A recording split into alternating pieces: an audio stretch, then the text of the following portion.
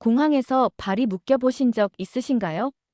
국내 공항은 물론 주변 국가들의 공항도 멈춘 날, 인천공항은 각 나라별 외국인 승객을 비롯하여 수천 명의 승객들의 발을 멈추게 했습니다. 서울 도심 역시 침수되고 인천공항은 점차 고립되어 갔습니다. 그런데 얼마 후 세계가 경악할 만한 장면을 목격하게 됩니다. 외국인들은 어이없는 표정으로 말합니다. 어떻게 이런 게 가능한 거죠? 그 외국인 승객들 속에서 애태우던 클라라. 그녀 역시 다르지 않았습니다. 그날 인천공항에서 있었던 29분의 기적을 공개합니다. 안녕하세요. 저는 클라라 베커입니다. 올해 31세고 독일 출신이에요. 유럽질병통제센터에서 팬데믹 대응 전략 책임자로 일하고 있죠. 어릴 때부터 완벽주의 성향이 강했어요. 모든 일을 계획대로 체계적으로 처리하는 걸 좋아하거든요. 그래서 늘 숫자로 말하는 사람이 됐습니다. 감정보다는 데이터를, 추측보다는 통계를 믿죠. 5년 전 ECDC에 입사한 이후 줄곧 유럽 방역 시스템의 우수성을 믿어왔어요. 독일의 정밀함, 프랑스의 체계성, 이런 것들이야말로 진정한 선진국의 모습이라고 생각했죠. 그래서 이번 서울 출장도 철저히 준비했습니다. WHO 총회 발표는 저에게 큰 기회였거든요. 특히 팬데믹 대응 전략이라는 제 전문 분야를 세계 무대에서 선보이는 자리였으니까요. 그런데 솔직히 말하면 한국에서의 일주일이 그렇게 기대되지는 않았습니다. 대학원 시절부터 들어온 이야기들이 머릿속을 맴돌았거든요. 아시아는 위기 관리가 미흡하다. 시스템보다는 감정에 의존한다. 특히 한국은 너무 성급하게 결정을 내린다. 지도 교수였던 하인츠 박사님의 말씀이었죠. 그분은 유럽 방역 시스템의 아버지라 불리는 분이었으니까 저는 의심 없이 받아들였습니다. 인천공항에 도착했을 때의 첫인상도 그랬어요. 너무 조용했거든요. 프랑크푸르트 공항의 체계적인 소음, 런던 히드로의 질서정연한 안내방송과는 달리 여기는 이상하리만큼 침착했습니다. 공항 직원들의 움직임도 묘했어요. 급하지도 않고 느리지도 않은 그런 절제된 속도였죠. 저는 이런 걸 보면서 생각했습니다. 위기가 없어서 저런 거구나. 실전 경험이 부족한 거야. 일주일간의 회의는 생각보다 알차게 진행됐습니다. 한국 방역당국의 데이터 관리 시스템이 제 예상보다 훨씬 정교했거든요. 특히 실시간 모니터링 체계는 독일보다도 앞서 있었죠. 하지만 여전히 의구심은 남아 있었어요. 평상시 시스템이 아무리 좋아도 진짜 위기가 터졌을 때는 다른 이야기니까요. 유럽처럼 수백 년간 쌓인 노하우와 검증된 매뉴얼이 있어야 진정한 대응이 가능하다고 믿었습니다. 귀국 당일 아침, 날씨는 흐렸습니다. 호텔 창문을 통해 본 서울 하늘은 잿빛이었죠. 뉴스에서는 많은 비를 예상하고 있었지만 저는 별로 신경 쓰지 않았어요. 독일에서 비 오는 날 공항 운영해 본 경험이 얼마나 많은데요. 비 정도는 문제 없을 거라고 생각했죠. 공항으로 가는 택시 안에서 기사님이 말했습니다. 오늘 비 많이 온대요. 공항 괜찮을까 모르겠네요. 저는 웃으며 대답했어요. 괜찮을 겁니다. 요즘 공항들은 다 잘 관리되니까요. 그때만 해도 저는 확신했습니다. 설마 비 때문에 현대적인 공항이 마비될 리는 없다고요. 유럽에서는 상상도 할 수 없는 일이니까요. 인천공항에 도착했을 때는 오후 3시쯤이었습니다. 밖으로 보이는 활주로는 평온했고 출국 수속도 순조로웠죠. 탑승구에서 대기하면서 저는 노트북을 꺼내 WHO 발표 자료를 마지막으로 점검했습니다. 유럽의 체계적 방역 시스템, 독일의 정밀한 데이터 관리. 이런 내용들이 제 발표의 핵심이었어요. 그리고 마지막 슬라이드에는 이런 문장이 있었죠. 선진국의 위기 관리는 경험과 시스템의 결합입니다. 바로 그때였어요. 창밖으로 갑자기 굵은 빗방울이 떨어지기 시작한 건 처음에는 그냥 여름비련이 했습니다. 독일에서도 여름철 소나기는 흔한 일이니까요. 하지만 10분, 20분이 지나도 비는 멈출 기미를 보이지 않았어요. 탑승구 창가에 서서 밖을 내다보니 활주로 위로 물이 고이기 시작하는 게 보였습니다. 저는 조금 놀랐죠. 인천공항 같은 현대적 시설에서 배수가 이렇게 안 되나 싶어서요. 그런데 정말 심각해진 건 4시쯤부터였습니다. 비가 폭포처럼 쏟아지기 시작했거든요. 창문을 두드리는 빗소리가 마치 드럼을 치는 것 같았어요. 탑승 예정이었던 루프트한자 항공편 안내방송이 나왔습니다. 승객 여러분께 안내드립니다. 기상 악화로 인해 항공편 출발이 지연되고 있습니다. 저는 그냥 30분, 1시간 정도 늦어지는 거려니 생각했어요. 유럽에서도 가끔 있는 일이니까요. 하지만 시간이 지날수록 상황은 더 심각해졌습니다. 오후 5시, 공항 직원이 와서 말했어요. 죄송합니다. 활주로가 침수되어 모든 항공편이 결항됐습니다. 결항이라니요. 저는 깜짝 놀랐습니다. 비 때문에 공항 전체가 멈춘다는 게 믿어지지 않았거든요. 프랑크푸르트나 뮌헨에서는 상상할 수 없는 일이었죠. 휴대폰으로 뉴스를 확인해 보니 상황이 더 심각했습니다. 3시간 동안 180mm의 비가 내렸다고 하더군요. 서울 시내 곳곳이 침수됐고 지하철도 운행을 중단했다고 했어요. 강남역 지하상가가 물에 잠겼다는 영상을 보면서 저는 생각했습니다. 역시 아시아의 인프라는 한계가 있구나. 유럽 같으면 이 정도 비로 도시 전체가 마비되지는 않을 텐데. 더 충격적인 건 일본 뉴스였어요. NHK에서 나리타 공항도 침수로 폐쇄됐다고 보도하더군요. 아시아 전체가 이 비 때문에 혼란에 빠진 모양이었어요. 저는 점점 불안해졌습니다. 내일 아침 WHO 총회에서 발표해야 하는데 여기서 못 나가면 어떡하죠? 1년간 준비한 프로젝트가 물거품이 될 수도 있었어요. 다른 경유지를 알아봤지만 상황은 마찬가지였습니다. 파리는 항공관제사 파업, 런던은 짙은 안개, 뮌헨은 활주로 정비 때문에 경유 항공편을 받지 않는다고 하더군요. 저는 탑승구 의자에 앉아 머리를 감쌌습니다. 이런 상황에서 한국 시스템이 얼마나 빨리 회복될 수 있을까? 솔직히 기대하지 않았어요. 아무리 좋은 장비가 있어도 위기 대응 경험이 부족하면 시간이 오래 걸리니까요. 창밖으로 보이는 활주로는 거대한 호수 같았습니다. 항공기들이 물 위에 떠 있는 것처럼 보였죠. 이걸 언제 다 빼내고 정상 운항을 재개할 수 있을까 싶었어요. 그때 옆자리에 앉아있던 한국 승객이 말했습니다. 걱정 마세요. 우리나라 공항 직원들은 정말 대단해요.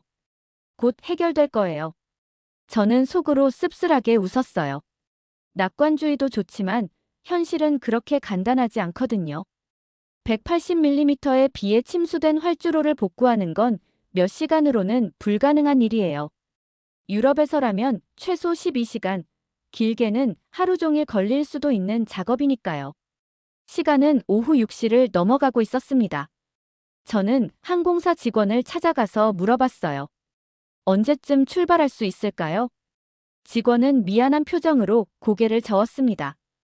아직 정확한 시간을 말씀드리기 어렵습니다. 복구 작업이 진행 중이긴 한데요. 복구 작업이라니. 저는 한숨을 쉬었어요. 이 정도 침수면 복구에 하루는 좋게 걸릴 텐데, 그럼 내일 발표는 완전히 물 건너 가는 거죠. 다른 승객들도 점점 불안해하는 게 보였어요. 어떤 분은 전화로 다음날 일정을 취소한다고 하시더군요. 또 다른 분은 호텔을 예약하려고 애쓰고 계셨고요. 저도 현실을 받아들여야겠다고 생각했습니다. 휴대폰으로 WHO 사무국에 연락해서 발표 일정 연기를 요청해야겠다고 마음먹었어요. 그런데 이상한 일이 일어나기 시작했습니다. 공항 직원들의 움직임이 달라진 거예요. 아까까지만 해도 평온했던 그들이 갑자기 바쁘게 움직이기 시작했어요. 하지만 급하지는 않았어요. 마치 계획된 행동처럼 질서정연하게 움직이더군요. 그리고 무전기 소리가 들리기 시작했습니다.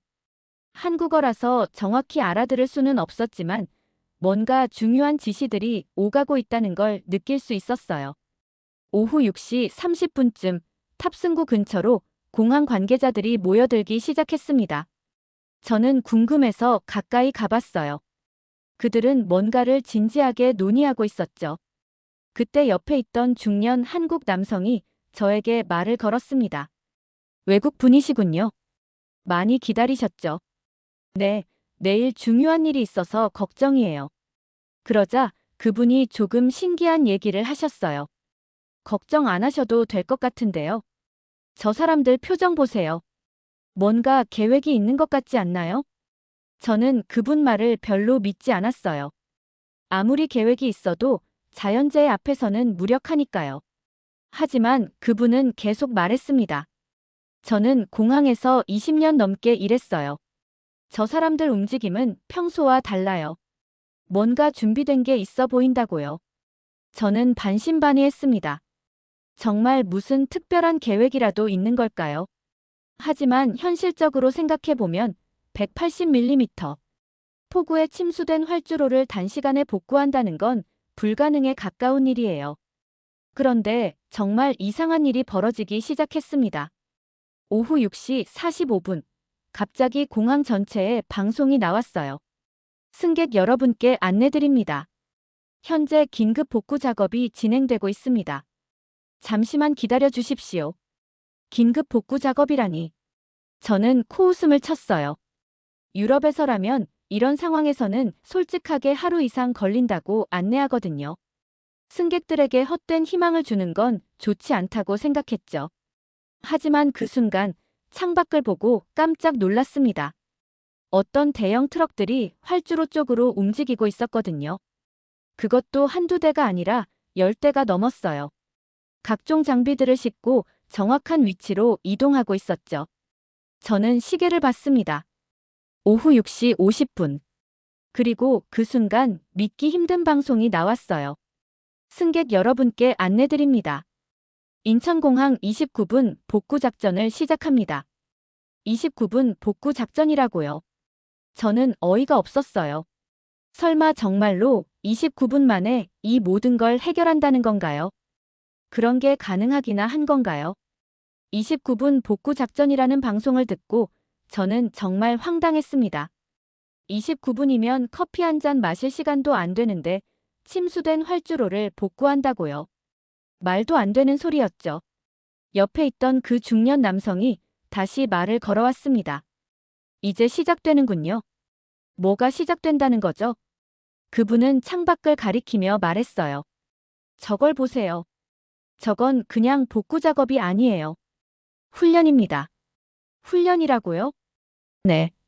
수십 번 준비한 시나리오죠. 저 사람들은 지금 매뉴얼대로 움직이는 게 아니라 몸의 밴대로 움직이고 있어요. 저는 그분 말이 이해되지 않았어요. 아무리 훈련을 많이 해도 자연재해는 예측할 수 없는 변수가 너무 많거든요. 특히 이 정도 규모의 침수면 현장 상황에 맞춰 즉석에서 판단해야 할 일들이 한두 가지가 아니에요. 하지만 창밖 광경은 정말 신기했습니다. 여러 팀이 동시에 움직이고 있었어요. 어떤 팀은 물을 빼내는 작업을, 어떤 팀은 전기 시설을 점검하고 있었죠. 그리고 또 다른 팀은 활주로 표면을 청소하고 있었어요. 놀라운 건 그들이 서로 부딪히지 않는다는 거였어요. 마치 오케스트라처럼 각자의 역할을 정확히 알고 있는 것 같았죠. 그분이 계속 설명해 주었습니다. 저 사람들은 매년 이런 훈련을 해요. 태풍, 폭설, 폭우, 모든 상황에 대비해서 말이죠. 그래서 실제 상황이 벌어지면 당황하지 않고 움직일 수 있는 거예요. 저는 여전히 의구심이 있었어요. 훈련은 훈련이고 실전은 실전이니까요. 특히 이렇게 예상치 못한 대규모 침수 상황에서는 훈련만으로는 한계가 있을 거라고 생각했죠. 그런데 정말 놀라운 일이 벌어지기 시작했습니다. 오후 7시 정각, 또 다른 방송이 나왔어요. 현재 1단계 배수 작업이 완료되었습니다. 2단계 안전 점검을 시작합니다. 1단계가 벌써 완료됐다고요. 저는 시계를 확인했어요. 복구 작전 시작한 지 10분밖에 안 지났는데 말이에요. 정말 믿기 힘들었죠. 창밖을 보니 활주로의 물이 눈에 띄게 줄어들고 있었습니다. 그 거대한 양의 물이 어떻게 이렇게 빨리 빠질 수 있는 건지 신기했어요. 그분이 다시 설명해 주었습니다. 보세요. 저 배수 시설들. 평상시에는 보이지 않지만 활주로 곳곳에 숨어 있는 거예요. 비상시에만 가동되는 특수 배수 시스템이죠. 특수 배수 시스템이라니. 저는 처음 들어보는 얘기였어요. 유럽 공항들에도 물론 배수 시설은 있지만 이렇게 신속하게 대량의 물을 처리할 수 있는 시스템은 본 적이 없었거든요. 오후 7시 10분. 다시 방송이 나왔습니다. 2단계 안전 점검이 완료되었습니다. 3단계 최종 정비를 시작합니다. 저는 점점 더 놀라게 됐어요. 정말 계획표대로 진행되고 있는 거예요. 마치 시계처럼 정확하게 말이죠. 그분이 미소를 지으며 말했어요. 이제 믿으시겠어요? 이게 바로 우리나라의 저력이에요. 평상시에는 조용하지만 위기가 오면 하나가 되어 움직이는 거죠. 저는 그제야 깨달았습니다. 아까 공항 직원들의 침착함이 무기력함이 아니라 자신감이었다는 걸. 그들은 이미 이런 상황에 대비하고 있었던 거예요. 오후 7시 15분, 창밖으로 보니 활주로가 거의 원상태로 돌아와 있었습니다. 물은 거의 다 빠졌고 각종 장비들이 마지막 점검을 하고 있었어요. 저는 입을 다물 수 없었습니다. 정말 29분 안에 이 모든 걸 해낸다는 건가요? 오후 7시 20분이 되자 정말 믿기 힘든 광경이 펼쳐졌습니다. 활주로에서 물이 완전히 사라진 거예요. 3시간 전만 해도 호수처럼 보였던 그곳이 이제는 말끔하게 정리되어 있었죠. 어떻게 이런 일이 가능한지 저로서는 이해할 수가 없었어요. 그런데 더 놀라운 건 여기서 끝이 아니었다는 겁니다. 관제탑에서 무전이 들려오기 시작했어요. 물론 한국어였지만 항공 용어들은 국제 공통이라 대충 무슨 얘기인지 알 수 있었죠. 활주로 1번 점검 완료. 2번 점검 시작. 전기시설 정상 작동 확인. 항공기 유도등 테스트 시작. 각 부서에서 체크리스트를 하나씩 완료해가는 소리가 들렸어요. 마치 우주선 발사 카운트다운을 듣는 것 같았죠. 저는 그때 깨달았습니다. 이 사람들은 지시를 기다리는 게 아니라 각자 자신의 역할을 정확히 알고 움직이고 있다는 걸. 매뉴얼이 아닌 몸에 밴 습관처럼 말이에요. 옆에 있던 그 중년 남성이 말했어요. 보세요, 저기 관제탑. 저 사람들은 지금 전 세계 항공편 스케줄을 다시 짜고 있어요. 어떤 항공편을 먼저 출발시킬지, 어떤 순서로 이착륙시킬지 실시간으로 계산하고 있는 거죠. 실시간으로 계산한다고요? 네. 컴퓨터만 보고 하는 게 아니에요. 날씨, 연료, 승객 연결편, 모든 걸 다 고려해서 최적의 스케줄을 만드는 거예요. 이런 건 경험 없이는 불가능해요. 저는 그제야 이해하기 시작했습니다. 이건 단순한 복구 작업이 아니라 하나의 거대한 시스템이 작동하고 있는 거였어요. 각 부서, 각 개인이 유기적으로 연결되어 움직이는 살아있는 시스템 말이죠. 오후 7시 25분, 드디어 그 순간이 왔습니다. 승객 여러분께 안내드립니다. 활주로 복구 작업이 완료되었습니다. 곧 항공편 출발이 재개됩니다. 저는 깜짝 놀라서 시계를 봤어요. 오후 6시 51분에 시작된 복구 작전이 정말 29분 만에 끝난 거였어요. 불가능해 보였던 일이 실제로 일어난 거죠. 창밖을 보니 첫 번째 항공기가 활주로로 이동하고 있었습니다. 조심스럽게 하지만 확신을 가지고 움직이고 있었어요. 그 순간 휴대폰에 뉴스 알림이 떴습니다. 일본 나리타 공항 관련 소식이었어요. 나리타 공항 복구 작업에 최소 24시간 소요 예상. 저는 헛웃음이 나왔어요. 같은 시간, 같은 조건에서 한쪽은 29분, 다른 쪽은 24시간이라니. 이게 정말 현실인가 싶었죠. 그때 제 항공편 탑승 안내 방송이 나왔습니다. 루프트한자 465편 승객 여러분, 탑승을 시작하겠습니다. 저는 얼떨떨한 기분으로 탑승구로 향했어요. 몇 시간 전만 해도 절망적이었던 상황이 이렇게 갑자기 해결되다니 아직도 믿어지지 않았거든요. 비행기에 오르면서 창밖을 내다봤습니다. 활주로는 정말 깨끗했어요. 몇 시간 전 그 엄청난 폭우의 흔적을 전혀 찾을 수 없을 정도로 말이죠. 그리고 저는 깨달았습니다. 이건 기술의 승리가 아니라는 걸. 이건 사람들의 승리였어요.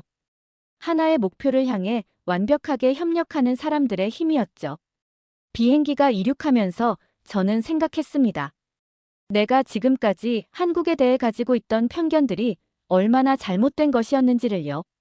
유럽은 정밀한 시스템으로 위기에 대응한다면 한국은 유연한 대응력으로 위기를 극복하는구나. 어떤 게 더 나은지는 모르겠지만 분명한 건 둘 다 각각의 장점이 있다는 거였어요. 그리고 무엇보다 저는 이제 확신했습니다. 이 나라 사람들은 혼란에 강한 게 아니라 혼란을 미리 대비해 훈련해 온 거라는 걸요. 비행기가 고도를 올리면서 저는 창밖으로 내려다보는 인천공항을 바라봤습니다. 불과 30분 전까지 물에 잠겨있던 그곳이 이제는 정상적으로 운영되고 있었어요. 여러 항공기들이 질서정연하게 이착륙하고 있었죠. 저는 노트북을 꺼내서 오늘 있었던 일을 정리해보기 시작했습니다. 연구자 습관이죠. 중요한 사건을 경험하면 반드시 기록을 남기거든요. 오후 3시부터 6시 50분까지 180mm 폭우로 활주로 침수. 오후 6시 51분, 29분 복구 작전 시작. 오후 7시 20분, 복구 완료 및 항공편 운항 재개. 숫자로 정리하니 더 놀라웠어요. 3시간 50분 동안 멈춰있던 공항이 단 29분 만에 정상화된 거였으니까요. 그런데 이게 그냥 운이 좋아서 된 일은 아니었어요. 제가 본 건 완벽하게 계획되고 훈련된 대응이었거든요. 저는 그동안 제가 가지고 있던 편견들을 하나씩 되돌아보기 시작했습니다. 첫 번째 편견. 아시아는 위기 관리가 미흡하다. 오늘 본 광경은 정반대였어요. 오히려 유럽보다 더 체계적이고 신속한 대응을 보여줬죠. 특히 각 부서 간의 협력이 놀라울 정도로 매끄러웠어요. 두 번째 편견. 한국은 성급하게 결정을 내린다. 이것도 틀렸어요. 29분 복구 작전이라는 게 성급한 결정이 아니라 이미 수없이 검증된 매뉴얼이었던 거죠. 성급한 게 아니라 준비된 것이었어요. 세 번째 편견. 시스템보다는 감정에 의존한다. 완전히 잘못된 생각이었네요. 오늘 본 건 감정이 아니라 철저한 시스템이었어요. 다만 유럽의 경직된 시스템과는 달리 상황에 맞게 유연하게 적용되는 시스템이었죠. 저는 생각했습니다. 유럽과 한국의 차이점이 뭘까요? 유럽은 정해진 매뉴얼대로 움직입니다. A 상황이 발생하면 A 대응을, B 상황이 발생하면 B 대응을 하죠. 정확하고 체계적이지만 예상치 못한 변수가 생기면 대응이 늦어질 수 있어요. 반면 한국은 기본 원칙은 지키면서도 상황에 맞게 즉석에서 판단하고 대응하더군요. 매뉴얼이 없는 상황에서도 당황하지 않고 최적의 해결책을 찾아내는 능력이 있었어요. 어떤 게 더 나은 방식일까요? 저는 이제 답을 알 것 같았어요. 정답은 없다는 것. 각각의 장점이 있고 상황에 따라 더 효과적인 방식이 다르다는 것. 하지만 오늘 제가 경험한 건 분명 인상적이었습니다. 180mm 폭우라는 예측 불가능한 상황에서 29분 만에 정상화시킨 것은 정말 대단한 일이었거든요. 저는 WHO 발표 자료를 다시 열어봤습니다. 마지막 슬라이드에 있던 문장을 읽어보니 이제 다르게 느껴졌어요. 선진국의 위기 관리는 경험과 시스템의 결합입니다. 맞는 말이에요. 하지만 이제 여기에 한 가지를 더 추가하고 싶었습니다. 그리고 상황에 맞는 유연한 적용이 필요합니다. 오늘 한국에서 본 것이 바로 그것이었어요. 경험과 시스템, 그리고 유연성의 완벽한 결합이었죠. 비행기가 구름 위로 올라가면서 저는 확신했습니다. 내일 WHO 총회에서 할 발표가 훨씬 더 풍부해질 거라는 걸. 이론만이 아니라 실제 경험을 바탕으로 한 살아있는 이야기를 할 수 있게 된 거니까요. 그리고 무엇보다 저는 이제 알았습니다. 진정한 선진국이란 자신만의 방식으로 완벽을 추구하는 나라가 아니라 상황에 맞게 최선의 방법을 찾아내는 나라라는 걸요. 다음 날 아침, 제네바 WHO 본부에 도착했을 때 저는 완전히 다른 사람이 된 기분이었습니다. 24시간 전까지만 해도 유럽 중심적인 사고를 가지고 있던 제가 이제는 훨씬 넓은 시각으로 세상을 보게 된 거죠. 발표장에 들어서니 세계 각국에서 온 방역 전문가들이 앉아 있었어요. 미국, 영국, 프랑스, 독일, 그리고 아시아 여러 나라 대표들까지 모두가 저의 발표를 기다리고 있었죠. 저는 준비해온 자료를 마지막으로 점검했습니다. 원래 계획대로라면 유럽 방역 시스템의 우수성을 강조하는 발표였어요. 하지만 어제 경험한 일 때문에 급하게 내용을 수정했죠. 발표가 시작됐습니다. 안녕하세요. 유럽질병통제센터 클라라 베커입니다. 오늘은 글로벌 위기 대응 시스템에 대해 말씀드리려고 합니다. 저는 계획했던 대로 유럽의 사례들을 먼저 소개했어요. 독일의 정밀한 데이터 관리 시스템, 프랑스의 체계적인 방역 네트워크, 이런 내용들이었죠. 청중들은 집중해서 들어주었습니다. 이미 잘 알려진 내용이지만 체계적으로 정리된 발표였으니까요. 그런데 발표 중간 부분에서 저는 예정에 없던 이야기를 꺼냈습니다. 그런데 어제 저는 아주 특별한 경험을 했습니다. 인천공항에서 말이죠. 청중들이 조금 놀란 표정을 지었어요. 갑자기 개인적인 경험담이 나왔으니까요. 하지만 저는 계속 이야기했습니다. 180mm의 폭우가 내려 공항 전체가 침수되었습니다. 유럽이라면 최소 12시간은 걸릴 상황이었죠. 스크린에 제가 촬영한 침수 당시의 사진을 보여줬어요. 활주로가 완전히 물에 잠긴 모습이었죠. 그런데 29분 만에 모든 게 정상화되었습니다. 청중들이 웅성거리기 시작했어요.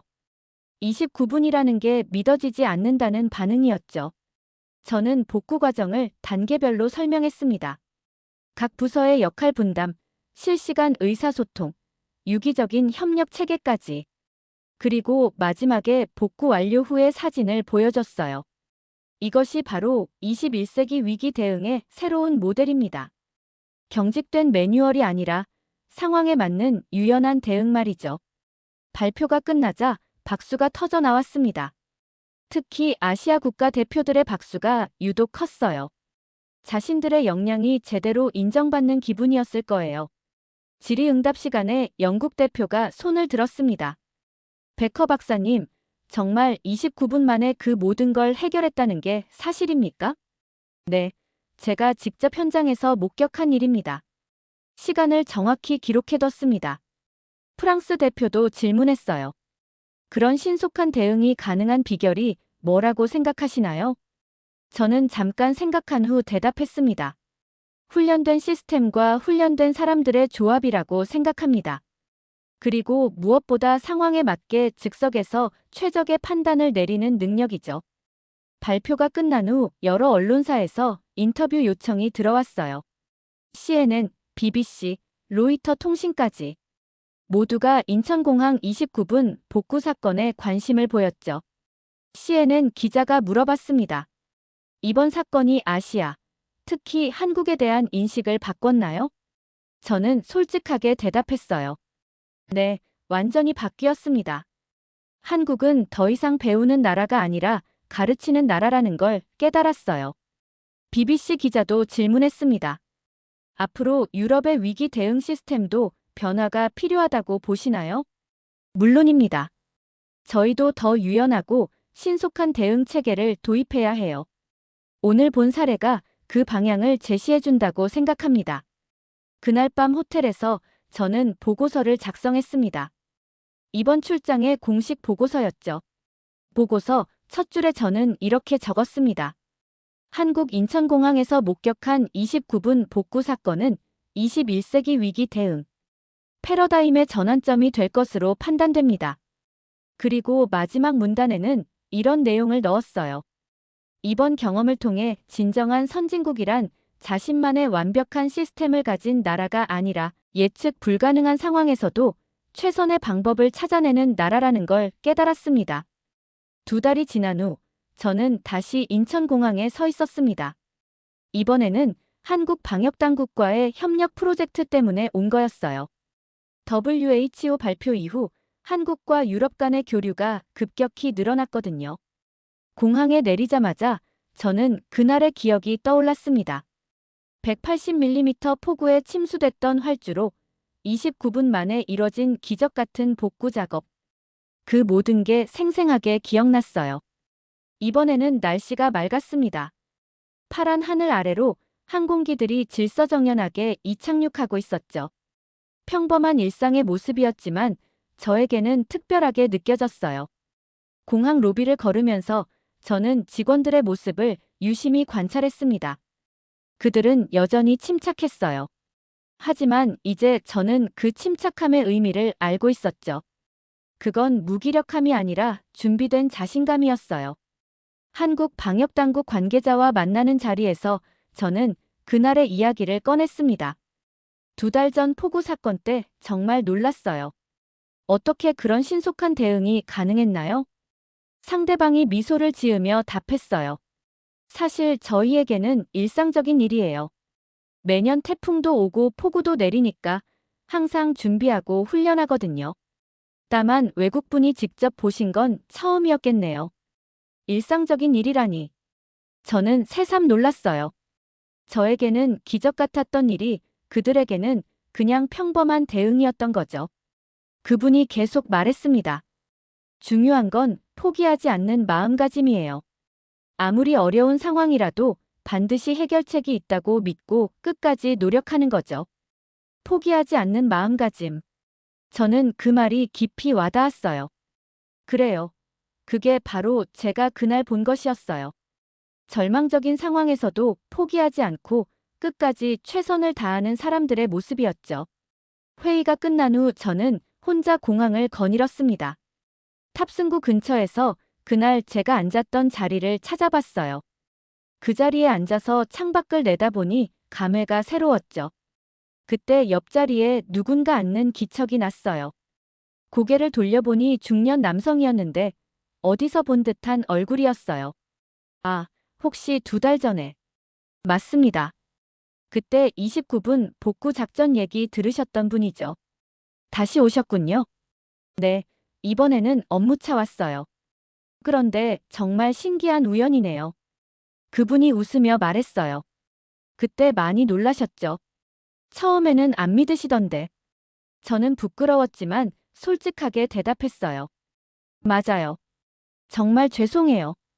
편견을 가지고 있었던 것 같아요. 편견이라뇨? 충분히 그럴 수 있어요. 직접 보기 전에는 믿기 어려운 일이니까요. 그분의 따뜻한 말에 저는 고마웠어요. 그리고 문득 궁금한 게 생겼죠. 그런데 정말 궁금한데 왜 그렇게 침착하실 수 있었어요? 다른 사람들은 다 당황하고 있었는데 말이에요. 그분이 잠깐 생각하더니 대답했어요. 글쎄요. 아마 경험 때문인 것 같아요. 이런 일을 몇 번 겪다 보니까 당황해봐야 소용없다는 걸 알게 된 거죠. 차라리 믿고 기다리는 게 낫더라고요. 믿고 기다린다. 저는 그 말이 마음에 들었어요. 그래요. 그게 바로 신뢰였어요. 시스템에 대한 신뢰, 사람들에 대한 신뢰, 그리고 결국 모든 게 잘 될 거라는 믿음. 비행기 탑승 시간이 되어 저는 자리에서 일어났습니다. 그분과 악수를 나누며 인사를 했어요. 좋은 경험을 하게 해주셔서 감사해요. 저야말로요. 덕분에 우리나라를 제대로 알려주셨잖아요. 비행기에 오르면서 저는 마지막으로 인천공항을 바라봤습니다. 2달 전 그 폭우의 밤, 29분 만에 기적을 만들어낸 이곳. 이제 저에게는 단순한 공항이 아니라 특별한 의미가 있는 곳이 되었어요. 비행기가 이륙하면서 저는 생각했습니다. 세상에는 정말 다양한 나라들이 있고 각각 나름의 방식으로 문제를 해결해 나간다는 걸. 그리고 때로는 우리가 상상하지 못한 놀라운 방법으로 말이죠. 창밖으로 보이는 한국 땅을 내려다보며 저는 확신했습니다. 이 나라는 앞으로도 계속 세상을 놀라게 할 거라는 걸. 그들만의 방식으로, 포기하지 않는 정신으로 말이에요. 그날 밤 독일 집에 도착해서 저는 일기에 이렇게 적었습니다. 오늘 다시 인천공항을 갔다. 2달 전 그 29분을 기억하며. 그때 내가 본 건 복구 작업이 아니었다. 그것은 끝까지 책임지는 사람들의 나라였다. 포기하지 않는 정신. 그게 바로 오늘의 한국이었다. 그리고 저는 이제 알았습니다. 진정한 선진국이란 완벽한 시스템을 가진 나라가 아니라 어떤 상황에서도 최선을 다하는 사람들이 사는 나라라는 걸요.